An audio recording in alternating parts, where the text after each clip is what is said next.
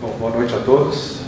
Eu queria agradecer a oportunidade de falar de partilhar, né? Vamos dizer assim, que é mais fácil, agradecer a igreja, agradecer esse espaço, agradecer também o seu tempo, né? Porque eu sei que num sábado à noite vim aqui ouvir um cara aqui, né? Na chuva não deve ser fácil, né?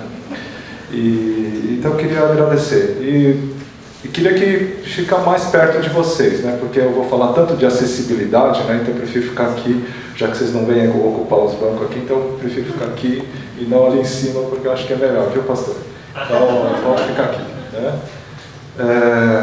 Mas eu queria partilhar com vocês um pouquinho sobre o projeto que a gente vem trabalhando, o que vem ser isso, né?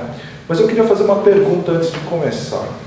Quantos aqui tem um negócio ou gostaria de ter um negócio? Pode levantar a mão só para eu saber. Quantos que já viram falar da palavra contrato social? Nossa, olha. Você sabe por que criou esse negócio de contrato social? Que na verdade nós brasileiros a gente fala tanto de contrato social, mas você sabia que na verdade a hora que você assina um contrato social, você está assinando um contrato com a sociedade?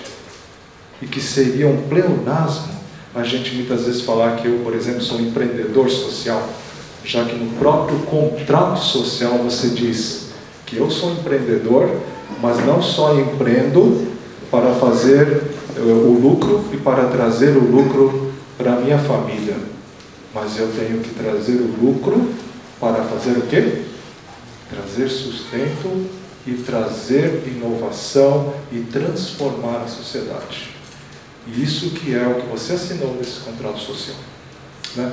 Então, baseado nisso, é por isso que eu coloquei isso aqui, porque eu, na verdade, diante desse currículo que vocês devem ter visto, mas eu prefiro dizer assim, o que você é, Roberto? Eu sou um médico empreendedor social. Acho que é mais fácil falar isso, né? Então, eu queria começar, como é que surgiu isso, né? Então, eu pedia para passar o próximo. Então, vocês veem essa situação. Pense bem, olha só, aquilo lá é uma foto do HC de São Paulo, né? A primeira foto lá de cima, vocês estão vendo, é uma foto fazendo uma espera, né? E aí você vê também uma foto ali próximo do nosso AMA, lá em São Paulo, né? Atendimento médico assistencial, a gente até dormindo lá, porque está horas e horas esperando na fila. E aí você vê outra situação, que isso no bairro de Pinheiros, olha a fila para marcar uma consulta. Isso é um absurdo, não é? Como falou o César Tralli na Globo, né? Isso é um absurdo, né? Próximo. Ali, então, olha só a questão do hospital. E não pense que isso aí é tudo São Paulo, gente, a maior capital da América do Sul. Isso é São Paulo. Estamos vendo pacientes ali, olha, deitados na maca, pacientes deitados no chão. E olha só que absurdo, né, Dr. Kendi? Eu não teria coragem de fazer isso como diretor técnico de hospital, escrever no mural dizendo assim que a gente não tem remédio e não tem seringa nem equipo descartável para fornecer para a população. Você vê que absurdo? Mas até isso tem. Eu só não posso dizer aqui que é antiético qual hospital for, né? Mas olha a situação como a gente chegou, né? Próximo. Então, qual é a radiografia que você vê nos meios de comunicação hoje de saúde, né? Como que a gente está vendo isso? Olha lá, se a gente pegar o Datafolha, isso aí hoje, isso já foi ultrapassado, 45% da população, né? Isso é dados de abril de 2014, ele considera que é o maior problema de deficiência no país, né? Se a gente tomar hoje, de fevereiro de 2014, que foi refeita essa pesquisa no Datafolha, chegamos a 52%, ou seja, pioramos. E com uma situação que, se você somar todos os outros problemas, não vai chegar a 45 ali como está, vai chegar a uns 43. Então, a saúde é um problema que o brasileiro vem trazendo. E se a gente olha também a situação do país, nós estamos igual ao OMS, né? Temos 2 médicos para 1.000 habitantes, se a gente considerar o Brasil inteiro, né? Porque hoje a OMS preconiza um médico a cada 1.000 habitantes. Mas eu vou falar um pouquinho só da questão de São Paulo. Se a gente considerar São Paulo, se for na Avenida Paulista, você acredita que a Avenida Paulista tem a maior concentração de médico da América do Sul, até mais do que Nova York?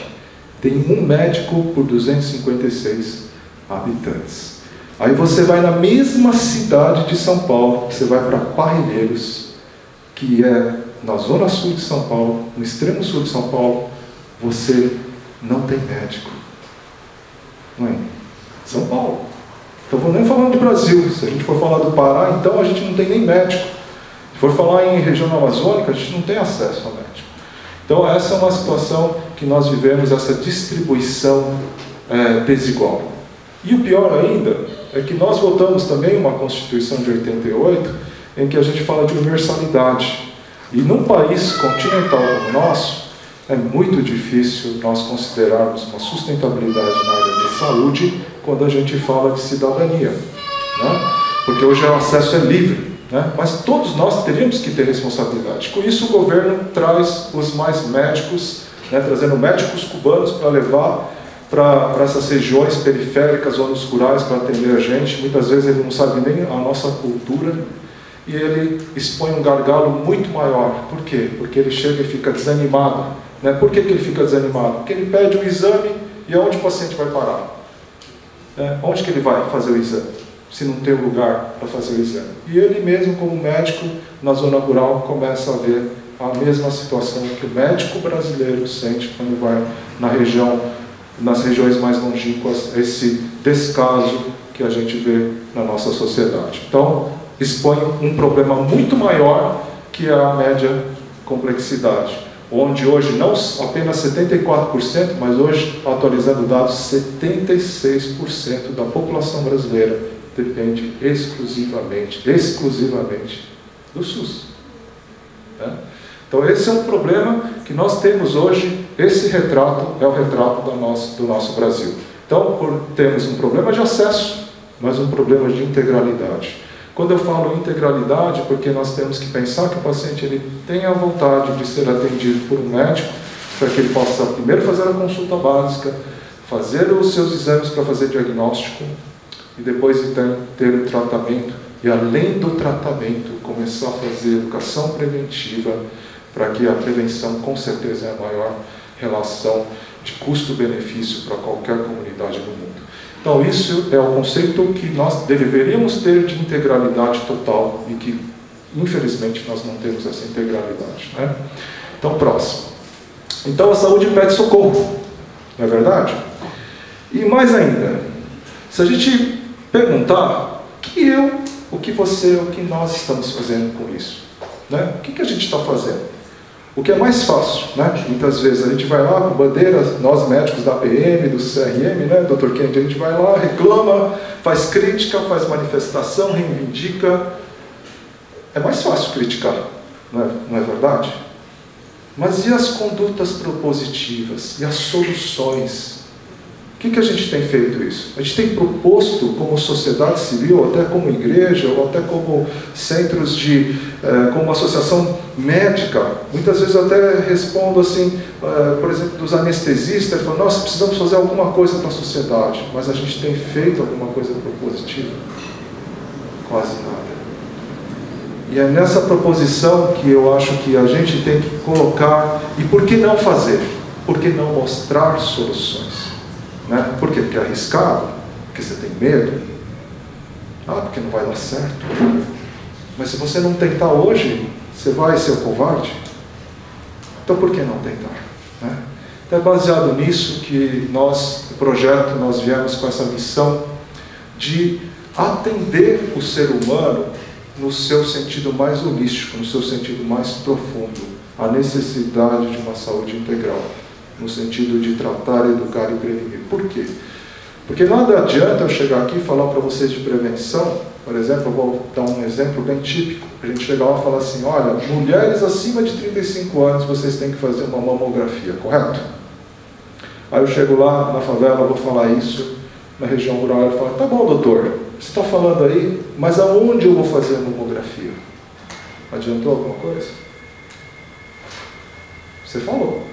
Adiantou? Ou então, vamos falar assim, olha, sabe, você precisa, que nem eu fui na favela, e na Zona 4, próxima a Guarulhos, que chama Favela Pantanal, se vocês forem lá, vocês veem na hora que desce o avião ali em Guarulhos, vocês vão ver uma favela imensa, Aí você vai chegar e falar assim, olha, você precisa tomar esse antivermífugo.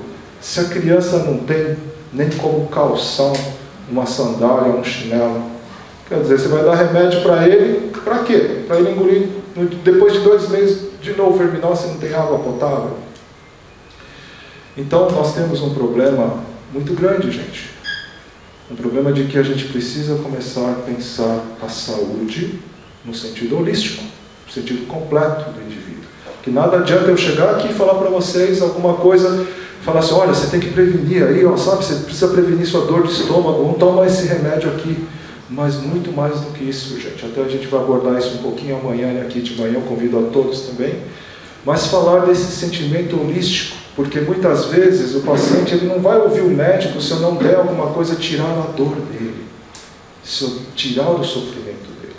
E se a gente tira o sofrimento dele, ele passa a te escutar. E às vezes o simples toque faz com que ele te escute. E se ele te escuta, facilita você introduzir a prevenção. Por isso que é muito importante esse pilar de tratar, educar e prevenir. Né? E aí o que o projeto CIES se propôs então? Se propôs a fazer a saúde integral. Como fazer? Pensando no acesso e na integralidade. Então o que o governo faz hoje? Muito bem, eles têm a UBS, que são as unidades básicas de saúde, e trouxe mais médicos. Só que o que a gente percebeu? Está gerando alta demanda de exames, correto? Que a gente está falando aqui. Não é aquilo que a gente falou no jornal, a gente está falando aqui. Como é que a gente vai fazer isso? Uma solução. Como que a gente pensou essa solução? Não adianta eu levar os médicos especialistas. Eu preciso dar condições para que esses médicos especialistas façam. Se tem alunos de medicina aqui, com certeza ele vai falar, eu só quero ir lá se eu tiver condições de atualizado de equipamentos para eu exercer ali. Então eu precisava levar essa situação, então construir unidades móveis para ir até essa região. E levar, então, atrair as equipes médicas para fazer e levar essa saúde próxima, no sentido de levar a integralidade no linho de cuidado com acessibilidade e alta tecnologia. E aí a gente tem a saúde integral. E é isso que o CIES se propôs a fazer, o Centro de Integração de Educação e Saúde, trazendo saúde e ao mesmo tempo educando a população, né? Nesse conceito. Eu vou passar aqui, acho que o próximo é um vídeo que vai falar um pouquinho mais sobre essa...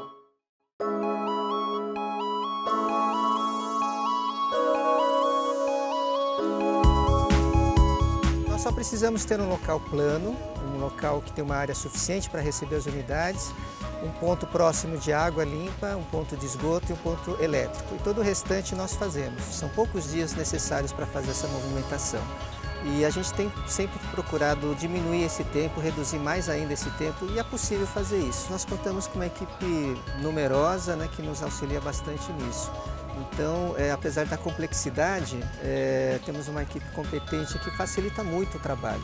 Apesar de muitas vezes ser necessário longas jornadas ou transporte em horários alternativos, mas é um trabalho compensador depois que a gente vê tudo funcionando normalmente.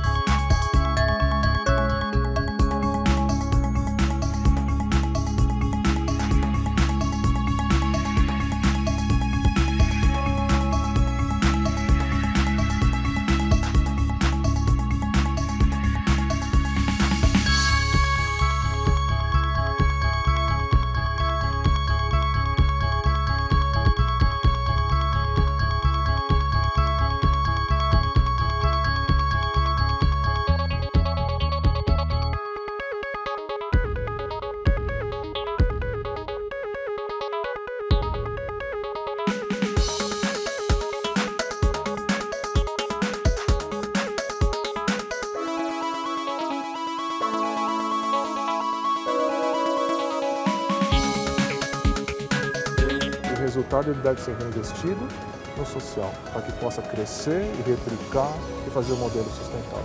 Quem sabe isso não pode ser um modelo do futuro.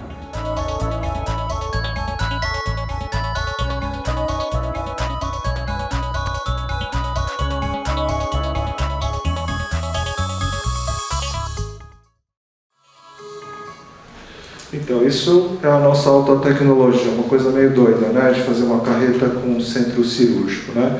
Mas temos que falar também num outro termo. Quando a gente fala de sistema de saúde, a gente tem que falar, poxa, mas você fez isso, mas como é que se sustenta tudo isso? Não é verdade? É a próxima pergunta, né?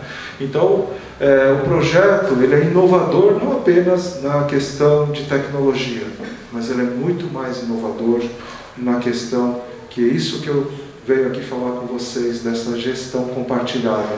Por quê? Porque é isso que faz com que a gente comece a propor ao governo uma gestão compartilhada, não só falando em nome aqui, não estou aqui fazendo nenhum tipo de política, mas principalmente dizer que nós somos responsáveis também para que a gente possa fazer com o governo, com o setor privado, uma saúde mais sustentável para o nosso país. Então, por exemplo, se a gente pega empresas que podem fornecer infraestrutura com a gente e como a gente tem uma alta demanda de pacientes, muitas vezes o custo na alta demanda faz com que você, por exemplo, no consumo de medicamentos, você consiga uma negociação melhor, então abaixa o custo, no custo-benefício.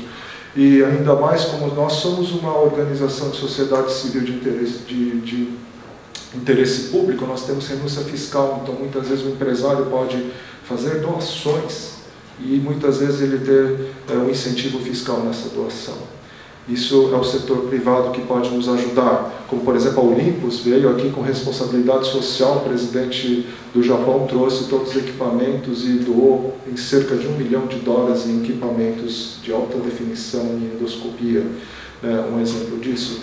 O governo ele paga apenas a tabela SUS, gente. Olha só, e todo mundo fala que a tabela SUS não dá para gerir. Nossa, a gente entraria aqui numa alta discussão, acho que talvez se eu conversasse aqui com o Dr. Kendi, aqui a gente entraria em alta discussão aqui para a gente ver como o SUS é sustentável, se bem gerido. Né? E vou mostrar depois uma tabelinha aqui só de exemplo. E a comunidade, por exemplo, arranjos produtivos locais. Então, não só precisamos de médicos, mas precisamos de recepcionistas, precisamos de digitadores, precisamos de agentes de saúde local, que a gente pode capacitar, trazer essas pessoas, evitar migrações grandes urbanas, porque hoje o problema é o transporte público. Então, se a gente pode trazê-los para trabalhar com a gente, capacitá-los, nós vamos realmente trazer valoração, porque aí é o resgate da cidadania local, onde você cria um arranjo produtivo local, onde o próprio médico, o próprio enfermeiro daquela comunidade vai estar tratando o seu amigo, o seu ente querido da comunidade, então vai haver respeito e resgate da cidadania para cuidar melhor e manter o bem comum. Então isso é muito importante, a participação da sociedade, né? E com isso a gente fecha o ciclo. Por exemplo, lá do SUS, olha só a situação.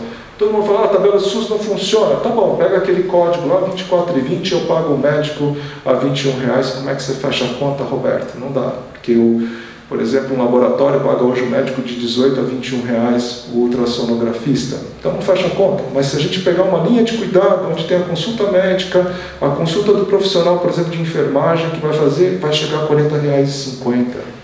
Gente, se tem alto volume. Se você paga, eu vou te fazer até a conta brincando aqui com você, eu pago o médico R$26 no projeto. Mais do que o projeto privado. Tenho R$3 só fazendo toda a entrega, tudo com todos os auxiliares de enfermagem, tudo. De infraestrutura, mais R$2 com equipamento. Chegou a 31. Se eu colocar um pouco de imposto ali, vou chegar a 33. Se eu colocar R$2 para emitir o laudo, 35. Tenho R$5 de margem. Que é isso, gente? E falar que isso não é sustentável? Questão de gestão, e gestão compartilhável, e gestão responsável. Né? Então, estamos falando isso. E ele se torna inovador por quê? Porque nós queremos revolucionar o sistema. Porque é muito fácil falar assim, eu vou gerir, o governo me dá o hospital como organizações sociais. E olha, se tiver governo aqui, eu estou ralado que eu estou falando aqui, mas digo assim, que esse modelo ele tem que resgatar a sociedade também, fazer com que nós participamos, porque se eu começo a fazer isso que está sendo feito, de construir hospitais, como é feito no estado de São Paulo, hoje só para dizer para vocês, construíram mais de 16 hospitais no estado de São Paulo, são R$32 bilhões necessários por ano para renovar a máquina. Você acha que aguenta isso? Não aguenta. E se a gente começar a atingir e falar mais sobre isso, se isso está correto ou está errado, nós vamos entrar numa discussão aqui do Supremo Tribunal, um monte de problemas com gente falando de filantropia, atendendo num hospital onde há o poder público financiando e pagando tanto investimento como manutenção. Então, se a gente começa a falar isso, o CIES não, o CIES está buscando um meio de dizer, governo, você participa, mas nós, sociedade civil, queremos estar participando junto, de forma responsável. E é isso que eu queria conversar um pouquinho com vocês sobre isso, né? Bom, próximo, então. E o que então isso tem feito, né? Então, o que a gente vem conseguindo fazer, né? Hoje, uma maior eficácia, olha só, vamos fazer um comparativo. Se eu fizer um comparativo, por exemplo, do CIES que a gente teve na cidade de em torno de 1 milhão de habitantes, que é São José dos Campos, contra um AME do governo estadual, do governo estadual de São Paulo, de Limeira, né, gerido pela Unicamp, pela Pucamp. Se a gente analisar, fizemos as mesmas especialidades lá e fomos 74% no mesmo período mais efetivo. Realizamos um número 74% maior de exames nas mesmas categorias. E com custo 5 vezes menor. Sem nenhum investimento do governo. O que é isso, gente? Né? Próximo. E com isso vemos atraído até pessoas, por exemplo, da EC de Paris, uma das escolas mais famosas da Europa, que veio nos fazer estudo de impacto. E olha o impacto social que eles fizeram. 70 mil que tinha na cidade de São José, nós diminuímos para 37 em um ano. 5.423 nós zeramos em São Francisco, aqui próximo, em Santa Catarina. Né? E ainda uma crítica ao nosso projeto, ainda que 68% pensavam que a gente era do governo. Né? E olha só, então, uma gestão responsável, como a gente pode ser um exemplo para junto do governo. Né? E próximo, e aí viemos ganhando todas essas premiações, desde 2009, começamos em 2008, mas Deus tem dado todos os prêmios, tanto em tecnologia social, na sociedade médica, no Fórum Econômico Mundial, todos esses prêmios, e hoje até um prêmio do IDEA, que estava aqui no Museu Oscar Niemeyer, de melhor tecnologia social na área de design, né, do Brasil. Então estava até exposto o nosso projeto aqui no Museu Oscar Niemeyer de Curitiba. Né? E também até atraindo atenção da Universidade de Munique, que nos fez esse estudo. Hoje nós somos uma estrutura que a gente chama setor 2,5. Não somos nem o terceiro setor, nem o setor privado, porque nós temos uma governança que a gente chama híbrida, onde a gente tem uma ONG para fazer muitas vezes a parte assistencial, mas temos uma empresa sociotecnológica, que inicialmente eu tinha criado essa Flexi Medical como uma empresa que estava incubada na USP, e hoje eu doei para que ela pudesse continuar desenvolvendo tecnologia e para que ela pudesse trazer sustentabilidade e segurança para o projeto, porque isso sim permite com que, se a gente for falar mais assuntos de investimentos, todo investidor quer ter segurança, né, naquilo que está investindo, então a gente precisa dar estratégia de saída e com uma empresa a gente consegue fazer isso. Né? Então criamos esse modelo que tem atraído muitas faculdades do mundo inteiro querendo conhecer. Hoje fomos campus da Harvard, recebemos alunos da Yale School, né, recentemente, estamos recebendo de novo pessoal da França, da Alemanha, então é isso que a gente vem trabalhando. Né? Próximo. E vamos então, em 2013, fomos chamados então para o grande desafio que foi atender a cidade de São Paulo, uma cidade de mais de 11 milhões de habitantes. E aí tivemos que, olha só a questão, em julho praticamente tivemos 26 colaboradores e hoje chegamos a 226 colaboradores trabalhando no projeto, nenhum voluntário, né, voluntário acho que só eu aqui, né? Mas é isso que a gente vem trabalhando e os números cada vez crescendo. E hoje eu diria para vocês, hoje atendemos 4.000 pacientes por dia. Né? Então esse é o nosso número próximo. Olha ali, por exemplo, maximizando o impacto, aquilo são as arenas, né, que vem trazendo.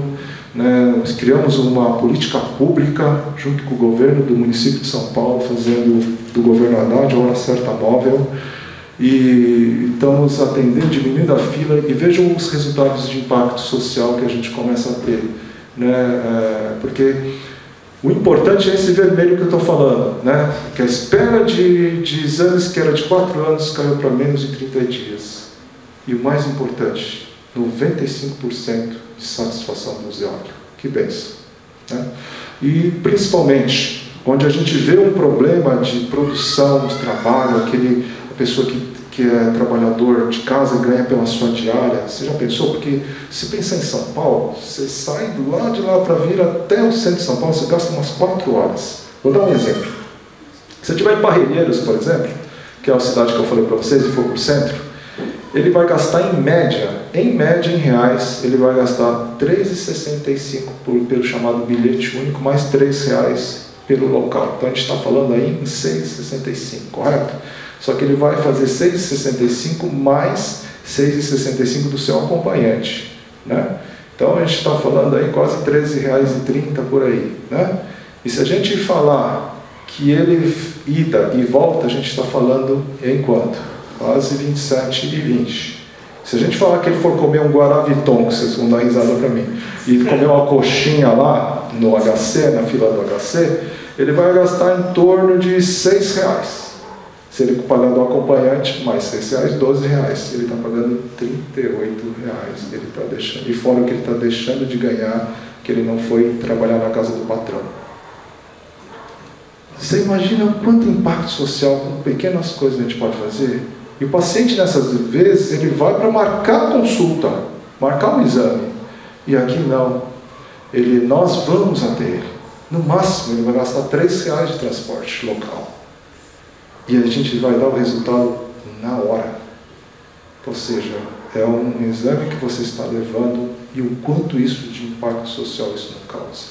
É isso que é muito importante, esse empoderamento da população, de ele sentir um impacto na vida dele. E é isso que a gente consegue fazer transformação, né? Então, mostrando ali, 2008 foi o nosso, hoje a gente está fazendo 7 anos de existência, então a gente começou com uma coisa que era de final de semana, que eu reunia meus amigos, ia fazer os exames lá, e a gente começava a atender 200 pacientes por mês, né?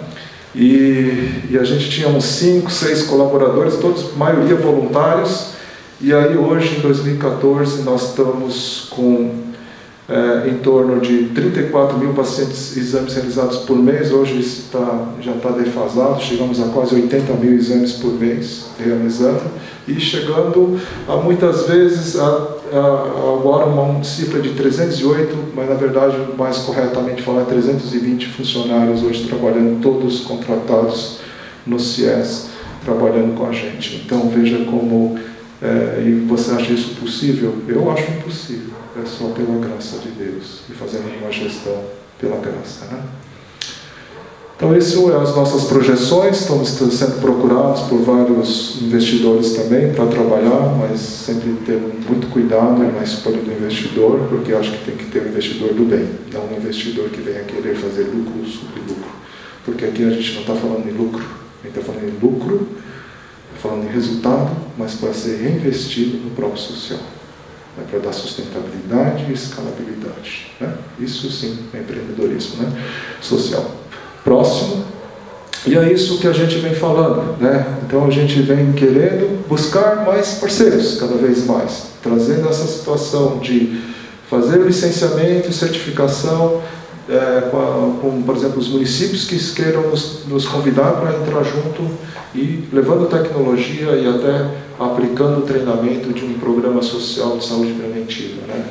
Hoje, próximo, se a gente for ver isso, a gente tem hoje check-up da criança, do adolescente, temos esse cartão em desenvolvimento, vai sair na nuvem, então o paciente, por exemplo, ele tem isso aí, vai ser dado para o SUS. 10 de abril vai ser dado para o SUS, paciente do SUS. Ele vai chegar e vai ter o seu exame na nuvem, né? Ele vai pagar só R$1. A gente só está falando para ele pagar R$1 para que comece a criar nele o senso de responsabilidade, porque senão, se a gente dá de graça, ele pega lá e joga no lixo. Então a gente quer esse senso de responsabilidade. Por R$1 ele vai pagar esse cartãozinho, vai estar na nuvem. Se ele for lá, fala, doutor, pode acessar aí, é aberto, é um prontuário eletrônico digital. E tem mais uma coisa, gente, nesse prontuário tem uma coisa importante. Que aquele número, quando passa o resgate, passa em cima, escaneia, sai todos os dados e vai uma mensagem automaticamente para o familiar dizendo: sofreu um acidente, está sendo encaminhado, está sendo atendido pelo SAMU. Então, isso trazendo a nossa responsabilidade social com a sociedade também de trazer algo a mais, né? Próximo. Eu queria passar um outro vídeo agora. E por que então me fez levar esse projeto? Então eu queria contar 3 historinhas. A primeira vai falar aqui um pouquinho nesse.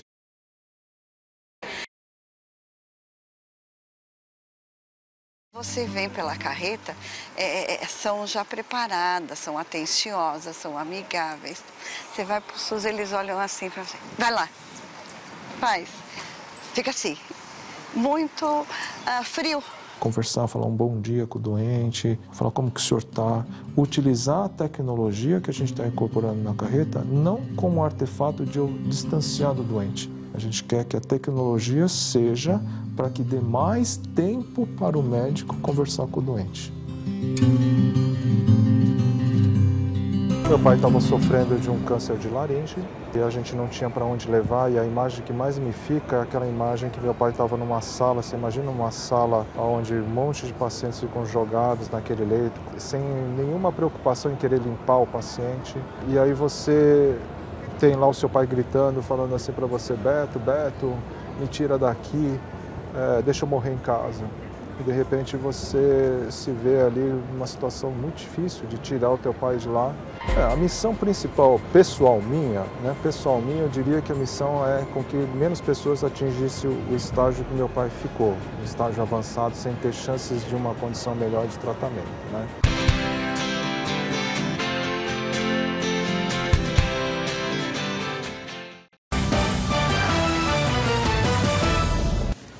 O Comboio da Saúde, uma superestrutura móvel, vai levar tratamento a lugares distantes dos grandes centros e também a bairros pobres das metrópoles. A ajuda de empresas privadas, das prefeituras e do SUS banca o gasto com as clínicas itinerantes. Quando essas carretas vão a um bairro, levam a esperança de atendimento médico gratuito. O trabalho da ONG CIES, Centro de Integração de Educação e Saúde, disponibiliza exames e cirurgias de pequeno e médio portes. Uma saída para quem espera há anos por ajuda. Estou esperando há uns 4 anos, depois que entrou esse plano aqui. Aí rapidinho, em um mês, eu estou resolvendo a situação. Em 5 anos, a ONG conseguiu montar uma estrutura de 26 unidades móveis itinerantes. O projeto envolve 52 médicos de 20 especialidades diferentes. Em São Paulo, existem 4 arenas fixas como esta, e em Santa Catarina, uma. As outras percorrem o país e ficam, em média, 3 meses em cada local. O motivo é levar mais a lugares distantes da cidade, né? Lugar onde tem difícil acesso para os pacientes fazendo o exame. A estrutura montada também realiza um exame chamado eletroneuromiografia, que testa o sistema nervoso periférico através de pequenos choques. A procura pelo exame é tão grande que no SUS as filas podem chegar a 5 anos. Quantos anos a senhora esperou para fazer esse exame? Desde 2012, do começo de 2012. Com o apoio de empresas privadas, o projeto conseguiu montar um centro cirúrgico com salas de espera, de preparo e de recuperação. Também passou a usar vans para coletas de sangue, ultrassons, enfermaria e salas de consulta e de oftalmologia. A prefeitura arca apenas com o custo dos exames. A gente acaba fazendo cirurgias que demandam muita... tem uma fila, né, na prefeitura, então a gente acaba conseguindo acelerar esse processo. É um sonho, né, que a gente sempre teve para poder ajudar mais a população nesses problemas todos que a gente vê na saúde do país. O próximo, então, e aí eu queria dizer, essa é a minha motivação maior, e dizer para vocês que até cirurgia hoje vascular com laser a gente está fazendo para a população carente. Não é tão gostoso poder trazer profissionais do Sírio-Libanês e até do Einstein vindo trabalhar com a gente, né? Trazendo essa tecnologia para a população. E eu queria dizer para você que o projeto, se a gente for fazer uma análise do Brasil, sabe quantas carretas precisaria para a gente atender 5.568 exames, municípios na nossa federação? 900 carretas, ou 180 arenas. Sabe quantos médicos que a gente precisaria para fazer isso? 3.200 médicos especialistas. Impossível. Precisamos de você. Precisamos de digitadores. Precisamos de empresariado. Precisamos de engenheiros para nos ajudar a melhorar o nosso projeto. Precisamos de advogados para nos levar essa causa mais fácil para as prefeituras, porque muitas prefeituras têm secretarias que nenhum jurídico tem adequado. Então precisamos de você. Precisamos da sociedade trabalhar com a gente para fazer algo sério. E estamos falando da sua saúde e da minha saúde. E dos nossos amanhã. Né? E precisamos de apoiadores. Apoiadores, como é que esse apoiador? Eu não tenho como fazer nada. Não, tem sim. Você tem como dizer que existem pessoas sérias que podem fazer um trabalho sério. Você pode estar orando por gente, por nós.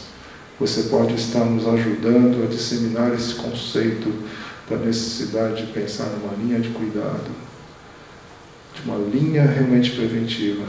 Né? Então isso é muito importante. E precisamos de parceiros. Precisamos de ajuda. Porque, olha, eu digo para vocês, o mais importante não é eu vir aqui falar, mas o mais importante no projeto é ter vocês que um dia vão chegar e falar, aquele projeto é sério. Eu falar não vale nada hoje, mas você falar do projeto vale muito mais. E se aquele paciente for atendido pelo projeto e ele falar daquele jeito, para mim é uma alegria maior ainda. E quanto mais do nosso Deus, mais ainda. Então é isso que eu queria dizer para vocês. E dizer para vocês, olha só como a gente está indo. Próximo. 2014 a gente estava nesse verde aí que eu estou te falando, em Goiás, atendendo Santa Catarina, São Paulo, atendemos Rio de Janeiro, atendemos Minas Gerais, Mato Grosso do Sul, na região de Três Lagoas. E olha só a região dos laranjas que a gente está pretendendo atender. Coloquei ali até o Paraná pela fé de um dia vir aqui com vocês. Né? Mas, muito mais do que isso, olha, a gente está indo para o Espírito Santo, pela Unimed, estamos indo também na região lá em cima, em São Luís, já falando com o governo lá da parte do Pará, estamos já entrando na Colômbia e agora também, possivelmente em Lima e agora até em Assunção, no Paraguai. Então esse é o projeto que a gente quer colocar para que mais pessoas tenham acesso e um acesso com integralidade, né? E dizer para vocês, olha as nossas loucuras, né? Então hoje a gente está sendo até chamado no Peru, por exemplo, para colocar aquele hospital móvel de 70 leitos, né? Porque lá tem uma chance de sismo de 60%, sismo, ou seja, de terremotos, né? De 60% de chance. Então muitas vezes tem estruturas móveis que eles querem colocar, né? Carreta laboratório que a gente está criando, né? A carreta cirúrgica, próximo. Estamos fazendo agora uma UPA, né, que em breve acho que vocês vão, se vocês forem a São Paulo, convido para vocês conhecerem, com containers, né? Então a gente está fazendo contenedores, tudo nessa estrutura, né? E acho que 10 de abril nós estaremos inaugurando, né? Nosso hospital dia móvel, né? Próximo. E queria dizer, não só esses são os nossos parceiros, como os apoiadores, mas eu queria chamar você para ser também um parceiro nosso, né? Dentro da sua possibilidade, para que a gente possa impactar mais e mais pessoas. Né? Então, dizer para vocês, muito obrigado por essa oportunidade de falar um pouquinho com vocês, acho que já tomei o tempo, e vou me abrir para as perguntas aqui que for necessário. Muito obrigado.